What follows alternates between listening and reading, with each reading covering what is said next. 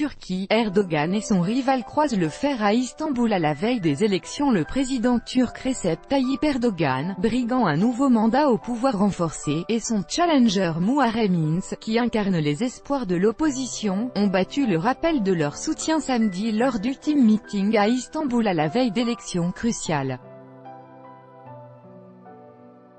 Les deux formidables orateurs ont achevé une campagne électorale dynamisée par leur rivalité en haranguant des foules rassemblées à Istanbul, la plus grande ville du pays dont le vote est considéré comme déterminant pour l'issue des élections présidentielles et législatives de dimanche. Sans doute échaudé par la victoire du non à Istanbul lors du référendum sur le renforcement des pouvoirs présidentiels qu'il a étroitement remporté l'année dernière, Erdogan a multiplié les meetings dans la ville depuis le début de la campagne, qu'il a close samedi avec pas moins de 5 discours dans différents quartiers. Muharrem İnce lors d'un meeting à Istanbul le 23 juin 2018. Copyright AFP, Yassine Akgül. Monsieur İnce, candidat du Parti républicain du peuple, CHP, social-démocrate, a opté pour un seul grand meeting auquel ont assisté des centaines de milliers de personnes. Sans doute emporté par l'euphorie après des rassemblements monstres à Izmir, Ouest, et Ankara ces 2 derniers jours, il s'est targué de la présence de 5 millions de personnes à Istanbul, un chiffre impossible à vérifier. Le candidat du CHP, 54 ans, a dressé samedi un portrait sombre de la Turquie en cas de victoire du président sortant, avec une monnaie faible, des prix élevés, et la question des plus de 3,5 millions de réfugiés syriens non résolus. Les discriminations prendront fin, mais si İnce l'emporte, 80 millions de personnes l'emportent, la Turquie l'emporte, a-t-il clamé, parlant de lui à la 3e personne.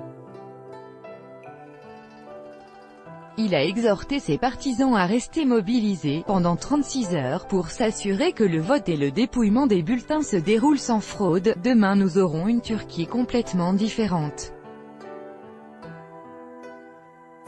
Demain, les discriminations prendront fin, a-t-il tonné, promettant pêle-mêle de relancer le processus d'adhésion à l'Union européenne qui s'est enlisé sous la présidence d'Erdogan, et d'abolir le Passolig, une carte d'identification indispensable pour assister aux matchs de football, décrié par les supporters. Nous sommes pour les droits, la loi et la justice.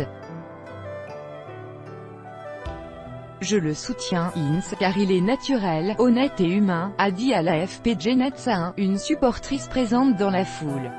Affichant sa confiance en dépit de l'élan qui semble porter son concurrent, Monsieur Erdogan, 64 ans et au pouvoir depuis 2003, a assuré devant ses partisans, si Dieu le veut, demain soir nous nous réjouirons ensemble, nous sommes un État de droit, a-t-il lancé à l'adresse de İnce, le temps pour avoir évoqué un risque de fraude. Il a aussi tourné en dérision le manque d'expérience de gouvernement de Monsieur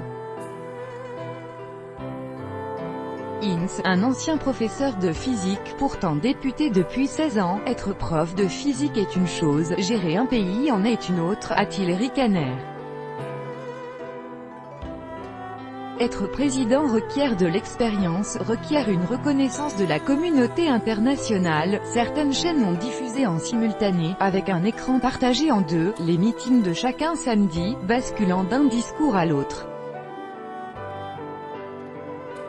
La chaîne publique TRT n'a toutefois pas diffusé la moindre seconde du discours de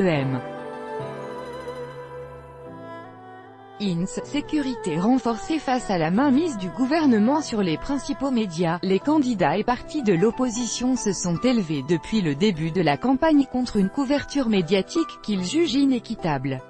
Outre Erdogan et İnce, 4 candidats briguent la présidence lors du scrutin de dimanche, dont la chef de nouveau parti de droite nationaliste ZY, Meral Akşener, et le dirigeant kurde emprisonné Selahattin Demirtas. Si le président sortant semble être le favori de la présidentielle, il pourrait selon de nombreux observateurs ne pas obtenir les plus de 50% des voix nécessaires pour l'emporter dès le premier tour et son parti, l'AKP, pourrait perdre sa majorité au Parlement. Pour assurer le bon déroulement des élections, un important dispositif de sécurité doit être déployé à travers le pays.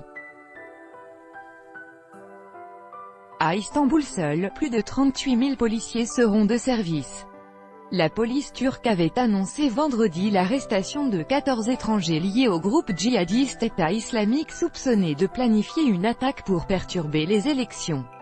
Tout droit de reproduction et de représentation réservé, copyright 2018, Agence France Presse.